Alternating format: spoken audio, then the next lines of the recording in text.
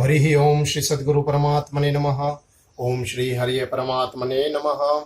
नमस्कार के साथ आप सभी के चरणों में वंदन करता हुआ मैं शास्त्र सेवक नाथपाल नीला भगत आप सभी का वैदिक सिद्धि यूट्यूब चैनल और परम पावनी कथा गंगा जो राम कथा रामचरितमानस वो 1 महीने तक की जो मास पारायण हम कर रहे हैं, इस कथा में आप सबका स्वागत करता हूं। आप सबको अच्छे से पता है कि ये पूरी जो राम कथा रामचरितमानस है, यह तप पारायण साधना, हम सब साथ में मिलकर तप पारायण साधना कर रहे हैं। बहुत बड़ी साधना है ये, आपको सिर्फ सुनना ही है, ठीक है। और आपको आनंद आएगा सुनकर। मुझे तो देख के हंसी आती है जो यूट्यूब एनालिटिक्स में देखता हूं कि करीबन 30-40 लोग ही डेली को ये देख सकते हैं, वैसा है। और अब देखो, रामकथा बहुत लंबी है, वो छोटी करना बहुत मुश्किल है।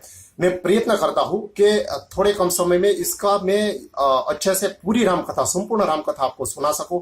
पर पहले के वीडियो जो थे 20, 25, 30, 35 मिनट के हुआ करते थे। यह भी जो कथा है थोड़ी लंबी है, लंबी चलेगी, वैसा है। और कृपा करके आपको आनंद आएगा, पूरी कथा शांति से सुनिएगा। आप पहले से शुरू कर सकते हैं, नए श्रोता है उनसे भी मैं प्रार्थना करता हूँ। 1 महीने का पारायण हो जाएगा, 9 दिन में भी आप कथा सुन सकते हैं, सुबह, शाम को, रात को, ऐसा। और यह कथा का भाव उद्देश्य है वो जीव मात्र की रोग प्रतिकारक शक्ति बढ़े। तो कृपा करके यह भाव रखिएगा, भगवान के चरणों में प्रार्थना कीजिएगा। अगर हमारी प्रार्थना संकल्प बलवान है तो यह सिद्धि हो ही सकती है। सब जीव मात्र की रोग प्रतिकारक शक्ति बढ़ के ही रहेगी। कोई दवा क्या बढ़ाए, हमारे हृदय, हमारे मन, हमारी बुद्धि, हमारी प्राण शक्ति से यह चीज संभव है, ठीक है। इसके बारे में भी मैं एक बहुत अच्छा वीडियो बहुत शॉर्ट टाइम में ही मैं डालने वाला हूं। तो आइए सब साथ में मिलकर प्रार्थना करें। चौपाई गाये तुलसीदास जी ने उत्तराखंड में जो लिखी है। देहि कदेवी भौतिक तापा राम राज नहीं काहू ही व्यापा। तुलसीदास जी कहते हैं कि राम राज्य जो है उसमें तीनों प्रकार के ताप, आधिदेविक, आधिभौतिक और आध्यात्मिक, ये तीनों प्रकार के परिताप है वो कभी व्याप्त नहीं होते। तो भगवान के चरणों में प्रार्थना करते हैं कि हम जो सुन रहे हैं वो तो ठीक है, पर सारा संसार, हर जीव मात्र, किसी भी धर्म का प्राणी हो, कोई भी धर्म क्यों ना हो, जैन हो, बौद्ध हो, मुस्लिम हो, क्रिश्चियन हो, राम राज्य की यही तो बात थी। राम राज्य इसीलिए तो कितने देश है आप देखिए, विश्व के कुछ कुछ देश है जहां पे मुस्लिम आबादी है, वहां पे भी वो राम कथाएं सुनते हैं, राम लीलाएं होती है। वहां पे कुछ सेक्युलरिज्म, नॉन सेक्युलरिज्म, सांप्रदायिकता, ऐसा बिन सांप्रदायिकता ऐसा कभी भूत किसी को नहीं चढ़ जाता, वैसा है। मुस्लिम लोग भी, मुस्लिम कंट्री है, वहां पे भी भगवान राम को बहुत मानते हैं वो लोग, वैसा है। राम राज्य, राम हर जीव मात्र के लिए कल्याण चाहते थे। इसीलिए यह कथा मैंने जब से शुरू की तब से एक ही उद्देश्य, एक ही भाव रहा है, जीव मात्र की रोग प्रतिकारक शक्ति बढ़े। और हमारा सनातन हिंदू धर्म तो सहिष्णु है, इसीलिए तो हमारा भारत रूपी गागर है, उसमें सागर समा गया, और भारत रूपी सागर में सारे धर्म के लोग समा गए हैं, वैसा है। सनातन धर्म है, सबको समा लेता है, ठीक है। हर किसी धर्म के अंदर हमारे सनातन धर्म शास्त्र के वचन है, हर किसी धर्म के अंदर हमारा सनातन धर्म शास्त्र की बातें बताई हुई उपदेश है, वैसा है। तो आइए आज की 21वें दिन की कथा शुरू करें, भगवान के चरणों में प्रार्थना करें। यह जो चौपाई की गान की है, पूरी कथा जो हम करने वाले हैं, उसके पुण्य फल से जीव मात्र की रोग प्रतिकारक शक्ति बढ़े। कल तक की कथा में हमने देखा कि भरत जी निषाद राज के साथ आगे चले गए और चित्रकूट पर्वत के दर्शन किए। निषाद राज की आंख में आंसू आ गए। अब निषाद राज भरत जी को दिखाते कि ये देखिए बड़ा जो वृक्ष है और ये पर्वत दिख रहा है, वहां पे ही आगे आश्रम बनाया हुआ है, वहां पे ही भगवान राम है। यह देख के भरत जी आगे बढ़ते हैं। आगे बढ़ के हे राम, हे रघुनाथ, हे गोसाई जी ऐसे करके अपने पूरा साष्टांग दंडवत प्रणाम करते हैं। देखिए, दंडवत प्रणाम करना बहुत अच्छी बात रहती है। हम देखते हैं कि शिव के मंदिर में, भगवान राम के मंदिर में, कृष्ण के मंदिर में, ठीक है, इस्कॉन के भक्त आप डिवोटीज देखोगे हर जगह पे दंडवत प्रणाम ही करेंगे, गुरु के सामने करेंगे, भगवान के सामने देखेंगे, एक दूसरे भक्त को कर लेंगे। स्वामीनारायण संप्रदाय है, उनके जो भक्त है वो भी आप देखेंगे कि मंदिर में जाते हैं, दंडवत प्रणाम कर लेते हैं। हम जैसे जो भक्त हैं राम भगवान के, शिव के, सनातन हिंदू धर्म में जो मानने वाले, तो हम भी राम भगवान के मंदिर में जाएंगे, शिव के मंदिर में जाएंगे, माता जी के मंदिर में जाएंगे, क्षत्रिय लोग जो है माता जी के मंदिर में जाएंगे, दंडवत करेंगे। अगर नहीं करते तो कीजिए, ऐसा है। माता पिता, गुरु, ब्राह्मण, संत, महात्मा, भगवान, उसको दंडवत प्रणाम करना चाहिए। जैसे ही भरत जी दंडवत प्रणाम करते हैं, उनके आवाज सुन के, उनके दंडवत की आवाज सुन के लक्ष्मण जी है, राम भगवान ऐसे बैठे हुए हैं, ठीक है, लक्ष्मण जी उनके सामने ऐसे खड़े, ये राम भगवान, ये लक्ष्मण जी। लक्ष्मण जी राम भगवान को बात कर रहे हैं, पर जैसे बात करते करते लक्ष्मण जी को आवाज सुनाई देती है, हे राम, हे गोसाई, हे रघुनाथ। ये सुन के ही लक्ष्मण जी राम भगवान को कहते हैं, चरण स्पर्श करते हैं राम भगवान को और कहते हैं कि राम, भरत जी आगे, मुझे भरत की आवाज सुनाई दी। राम भगवान यहाँ पे बैठे हुए लक्ष्मण के द्वारा यह वचन सुन के खड़े हो जाते हैं। राम भगवान, धनुष्मान कहाँ, तरकस कहाँ गिरता है पता नहीं, अपने ऊपर का उपवस्त्र कहाँ गिरता है पता नहीं, दौड़ते आते हैं, भरत भरत ऐसे करके, और भरत जी राम भगवान को ऐसे देखते हैं, उनकी आंखों में से आंसू। भरत जी के हृदय में अभी भी पश्चाताप था। देखिए, पश्चाताप प्रतिक्रमण भरत जी बार बार किया करते थे, पर वो भगवान राम को देख के आंसू उसको निकलने आते हैं। राम भगवान भरत जी को ऐसे देख के तुरंत ही उसको हृदय में गले लगा लेते हैं। यह देख के निषाद राज, सीता माता और जो बार बार क्रोधित हो जाते हैं, वो लक्ष्मण जी की आंख में से भी आंसू निकल आते हैं। राम भगवान भरत जी को ऐसे हृदय से लगा लेते हैं, भरत जी ने उनको हृदय से लगा लिया। अब यह ऐसी घड़ी हो गई कि सब लोग यह देख के, अब वहां राम भगवान लक्ष्मण सीता के साथ और मुनि लोग भी थे, और कोल किरात भी वहां बैठे हुए थे, वो सबके भी आंख में से आंसू निकलने लगे। अब भरत जी के बाद शत्रुघ्न जी आए, उनकी माताएं आई, पूरी जो सेना थी, मंडली, वो सब आई। वैसा तो जैसे जैसे सब आए, भगवान राम ने सब वनवासी और सारे जो भी मंडली आए थे सबका सत्कार किया। और यहां पे आप देखिए कि राम भगवान ने सबसे पहले किसको मिले? राम भगवान सबसे पहले मां कैकेयी को मिले। देखिए, बहुत बड़ी बात है, कैकेयी के द्वारा ही राम भगवान को 14 साल का वनवास मिला था, पर मां राम भगवान जो है सबसे पहले कैकेयी मां के चरण स्पर्श किए। हम कभी ऐसा कर सकते हैं क्या? घर में कोई व्यक्ति हमारे अच्छे के लिए भी कुछ वचन बोल दे, हमें बुरा लग जाता है, हृदय में ऐसे घाव पड़ जाते हैं, तुरंत ही लड़ाई झगड़ा शुरू कर देते हैं, और यह चीज रात तक दिमाग में रखते हैं। अगर सामने वाला माफी ना मांगे, सामने वाला माफी मांग ले, अब तो हमें शांति मिल जाती है। पर हम कभी, हमें हृदय से यह नहीं होता पश्चाताप हो, हम माफी मांगे, ऐसा कभी नहीं। और हम माफी मांगने की बात तो दूर, हम जाके कुछ अच्छा संवाद भी नहीं करेंगे, ऐसा है। इतना बड़ा ईगो, अहंकार, अभिमान हृदय में लेके हम चलते हैं। साक्षात भगवान राम, करुणा की मूर्ति, कुछ भी नहीं। कैकेयी को प्रणाम वंदन किया, मां सुमित्रा को मिले, कौशल्या मां को मिले, वशिष्ठ मुनि को देख के दंडवत प्रणाम किया, उसके चरण स्पर्श किए, वशिष्ठ जी ने उनको आशीर्वाद दिया।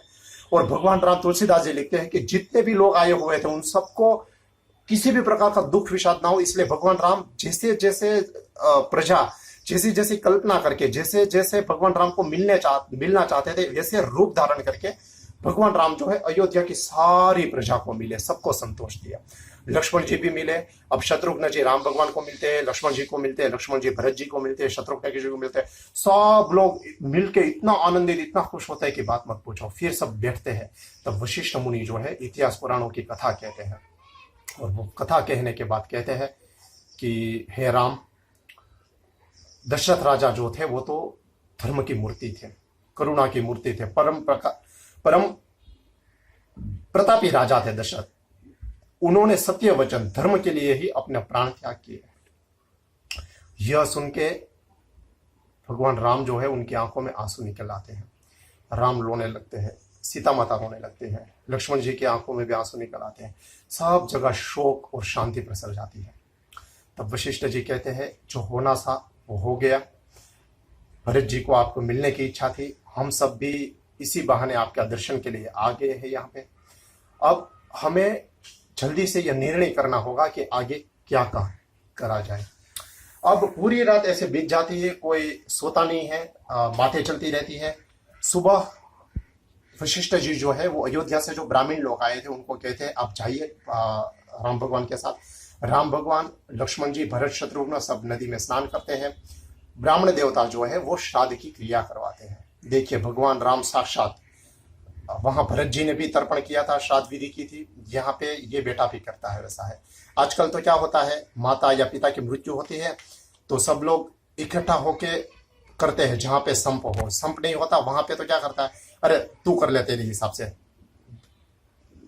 तू करना चाहता है तू कर ले। ऐसे 2-3 भाई है, 3-4 भाई है, तो कोई करना चाहता है, कोई नहीं करना चाहता, कोई उसके ऊपर छोड़ देता है, कोई बोलता है कि तू कर ले, ठीक है, जो भी पैसे होंगे दक्षिणा हम दे देंगे।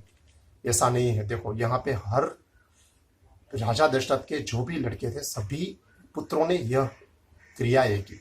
तुलसीदास जी ने बहुत सारी चीजें रामचरितमानस में लिखी हुई है जो समाज में अभी तक आई नहीं वैसा है। कोई कथाकार व्यासपीठ पे बैठ के ये कहता नहीं है वैसा है। और धर्म की बातें, शास्त्र की बातें, ये कर्म, वैदिक कर्म, कर्मकांड की बातें, तो यहाँ पे वह सारी विधि पूर्ण करके वापस आते हैं। अब मंडली बैठी हुई है, तब वशिष्ठ जी कहते हैं भरत जी को कि भरत अब तुम बताओ कि क्या करना है। तब भरत जी खड़े होते हैं, खड़े होके वशिष्ठ जी को वंदन करते हैं, माताओं को वंदन करते हैं। भरत जी कुछ बोलते हैं उससे पहले माँ कैकेयी है, उसको बहुत हृदय से ग्लानि होती है, पश्चाताप करते हैं माँ कैकेयी। तभी जनकपुरी नगरी से कुछ दूत आते हैं और कहते हैं कि राजा जनक भी पहुंचने आए हैं। तब वशिष्ठ जी कहते हैं उनको, तो बोलते हैं दूत कि उनको समाचार प्राप्त हो गया और जनक जी जो है वो रह नहीं पाए, इसलिए राजा जनक जो है उसने गुप्त दूत भेजे थे अयोध्या नगरी को। अयोध्या नगरी में दूत गए थे, दूत को पता चला कि नहीं, भरत जी तो धर्म की साक्षात मूर्ति है, उनके हृदय में तो भगवान राम का प्रेम है। वो समाचार सुन के जनक जी को पता चला कि भरत जी भी खुद चित्रकूट आए हुए हैं, तो राजा जनक जी ने भी आदेश दिया और जनक जी के साथ शतानंद ब्राह्मण मुखिया जो है वो, कुछ दूत और कुछ नगरवासी माता सुनैना के साथ यहाँ पे पहुंचने वाले हैं। तो वशिष्ठ जी बहुत खुश होते हैं, प्रसन्न होते हैं, कहते हैं कि जनक जी को भी बुला लो। तब जनक जी भी आते हैं, सब बैठे हुए हैं। तब भरत जी जो है वो कहते हैं कि बहुत हो गया भगवान राम, आप, मैं तो आपका सेवक हूं, मैं बड़ाई कर रहा हूं, आप जो आदेश दो वो होना चाहिए, पर मैं आपके चरणों में वंदन करता हूं और कहता हूं कि वशिष्ठ मुनि आप भी यह बात सुनिए और भगवान राम को कहिए कि 14 साल का वनवास जो है वो मैं ले लूं, मैं रहूंगा, शत्रुघ्न मेरे साथ रहेगा, राम लक्ष्मण सीता माता अवध अयोध्या को चले जाए। अगर भगवान राम ऐसा चाहते हैं, लक्ष्मण जी वहां जाना नहीं चाहते हैं, तो मैं प्रार्थना करता हूं कि राम और सीता जी चले जाइए अयोध्या में, वहां राज्य करें, हम तीनों भाई यहाँ पे रहेंगे।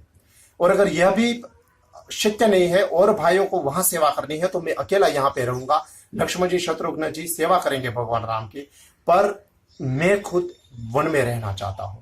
ऐसा भरत जी प्रार्थना करते हैं।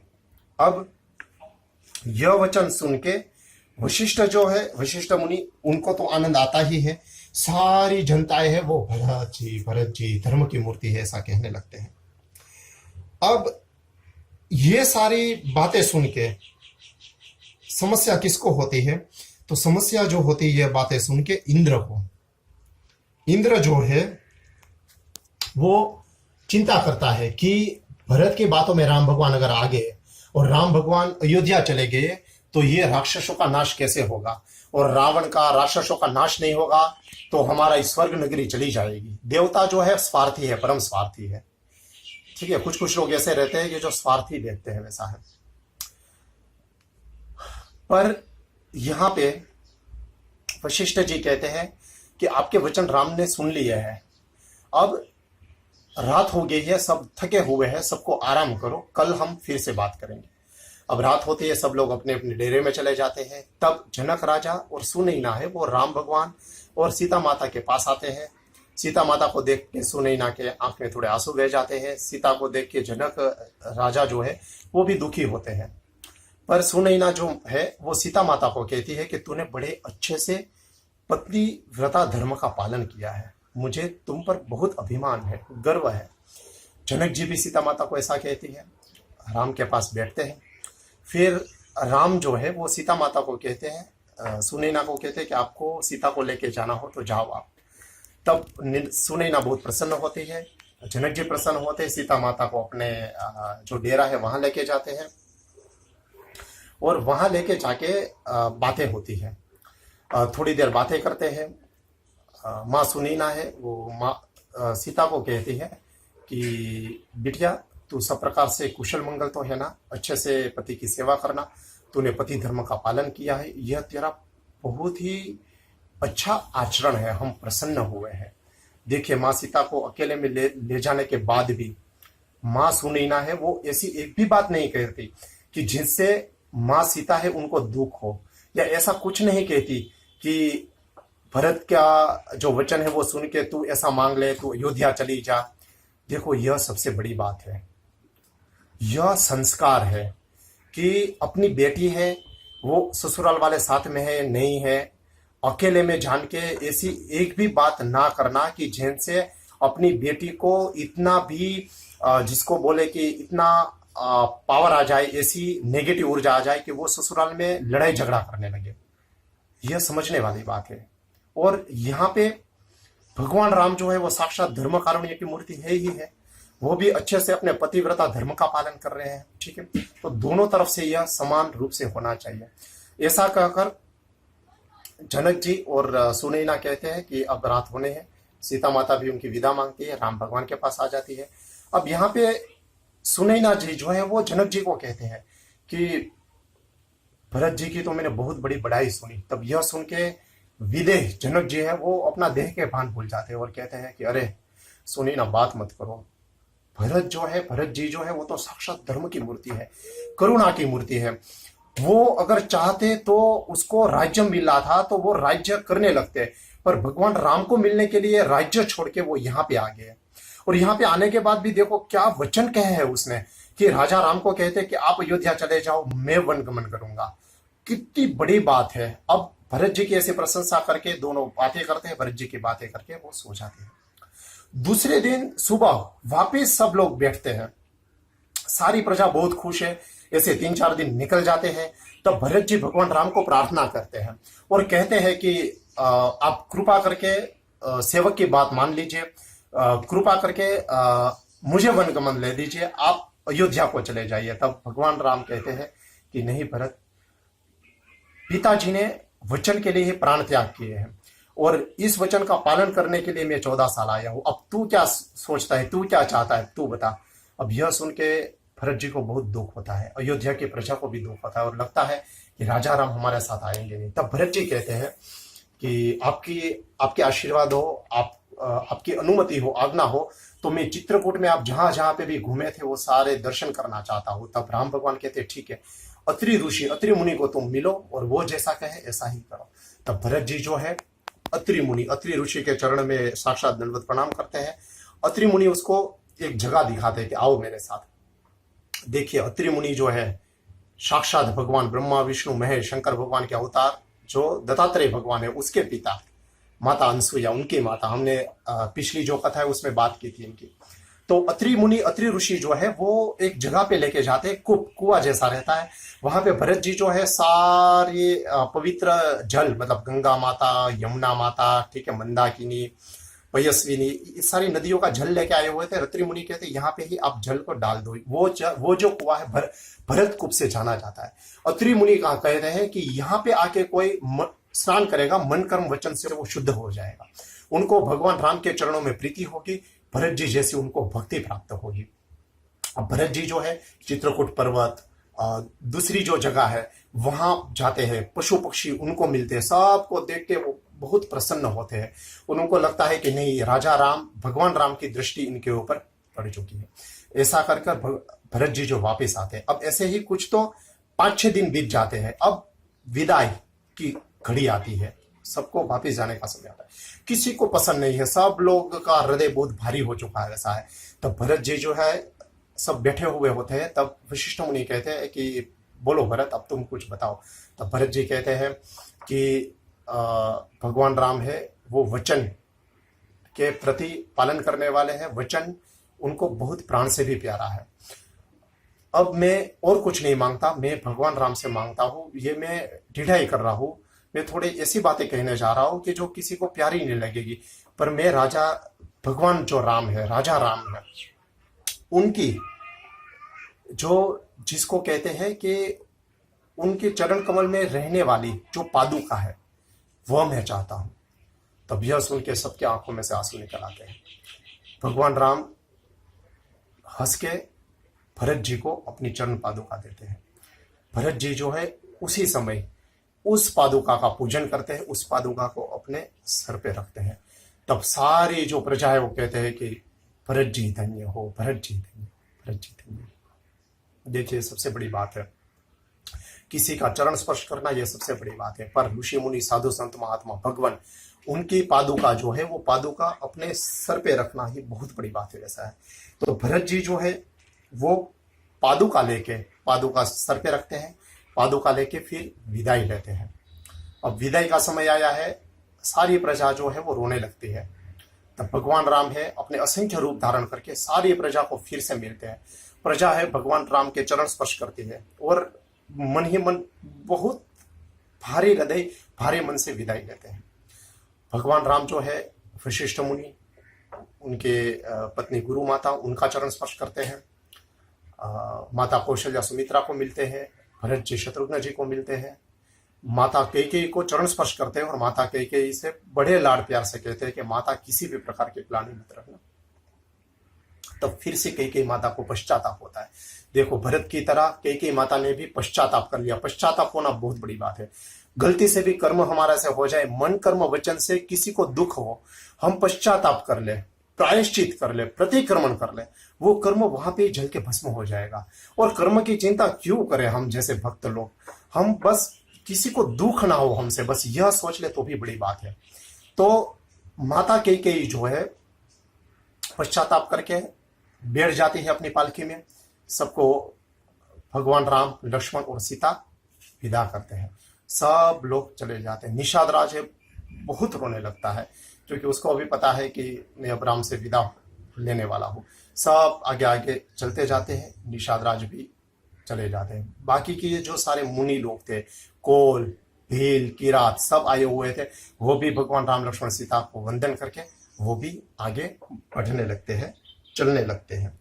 अब सब लोग जैसे चले जाते हैं तब राम लक्ष्मण और सीता जी जो है वो आश्रम में बैठते हैं। तो आश्रम में बैठने के बाद उनको एक अलग प्रकार का ग्लानि होती है, दुख होता है, क्योंकि शांत वातावरण हो गया, कोई नहीं होता। सबको याद कर करके राम भगवान के आंख में से आंसू निकलते हैं लक्ष्मण और सीता जी को। तब ऊपर से देवता पुष्प बरसाते हैं। देवता का स्वार्थ का काम हो गया क्योंकि राम भगवान अब वन में ही है। अब राम भगवान जो है वन में रहेंगे, राक्षसों का नाश करेंगे। अब यहाँ पे जो है अयोध्या नगरी में भरत जी पहुंचते हैं वापस। अब अयोध्या पहुंचने के बाद वशिष्ठ जी जो है वो वापस भरत जी को कहते हैं कि अब तुम्हारा राज्याभिषेक होना चाहिए।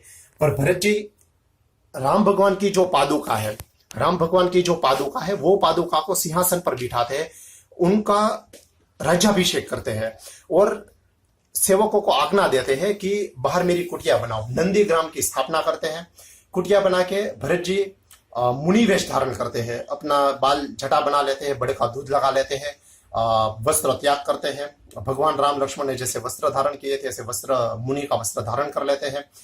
कौशल्या माता, कैकेयी, सुमित्रा के माँ का चरण स्पर्श करते हैं, गुरु वशिष्ठ के चरण स्पर्श करते हैं और पादुका सिंहासन पर लगा के लेके नंदीग्राम में लेके जाते हैं। हर रोज पादुका का चरण स्पर्श वंदन करते हैं, पादुका की पूजा करते हैं। राज्य का किसी भी प्रकार का निर्णय करना हो, वो पादुका के पास पे वो विचार रख के फिर हृदय अंतरात्मा से भगवान राम जो भी आदेश दे वो आदेश का पालन करते हुए अच्छे से वहां पे राम राज्य का निर्माण करते हैं। देखो पादुका के द्वारा राम राज्य का निर्माण हुआ। आज का नेता अगर सही में राम राज्य लाना चाहता है तो आज का जो नेता है उसको राम भगवान के वचन का पालन करते हुए राम भगवान की पादुका रख के शासन करना चाहिए और हृदय से ऐसे प्रजा को अपनी संतान समझ के प्रजा का अच्छे से जिसको बोलते हैं कि प्रजा का अच्छे से भली भांति उनका रक्षण करना चाहिए, उनका पालन करना चाहिए।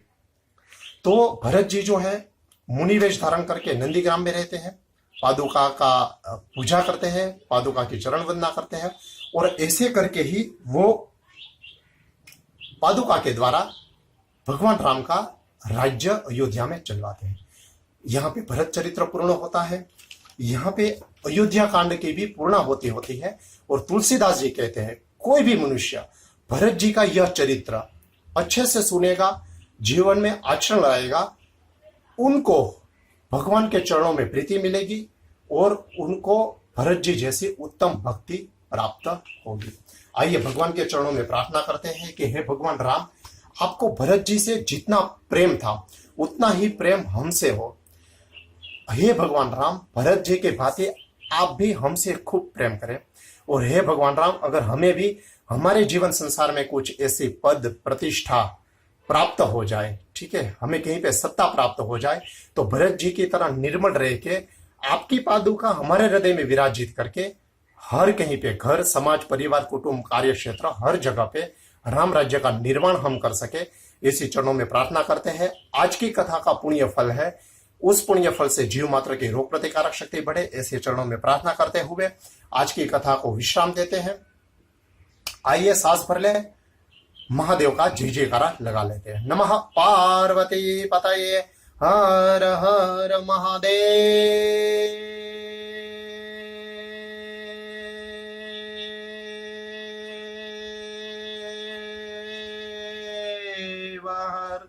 श्री सद्गुरुदेव की जय।